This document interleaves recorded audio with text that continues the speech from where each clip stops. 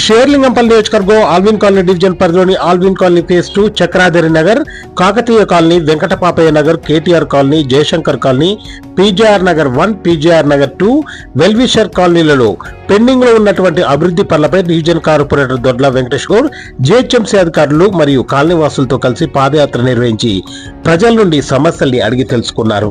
ఈ సందర్భంగా కార్పొరేటర్ మాట్లాడుతూ కాలనీలలో కొంతమేర డ్రైనేజీ, సీసీ రోడ్లు, డ్యామేజ్ అయిన మ్యాన్హోల్ మూతలు, స్ట్రీట్ లైట్ వెలగకపోవడం, డ్రైనేజ్ ఓవర్ఫ్లో లాంటి సమస్యలున్నాయని, అలాగే పారిశుద్ధ్యానికి సంబంధించిన సమస్యలు కూడా ఉన్నట్లు కాలనీవాసులు తెలిపారని, వాటిని షేర్లింగంపల్లి ఎమ్మెల్యే అరకపూడి గాంధీ దృష్టికి తీసుకెళ్లి అలాగే అధికారులకు తెలియజేసి త్వరలోనే పనులు పూర్తి చేస్తామని తెలియజేశారు.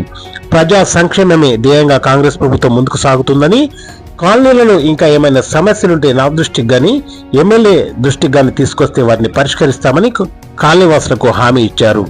కార్యక్రమంలో నాయకులు, కార్యకర్తలు, మహిళలు, కాలనీ అసోసియేషన్ సభ్యులు, కాలనీవాసులు తదితరులు పెద్ద సంఖ్యలో పాల్గొన్నారు.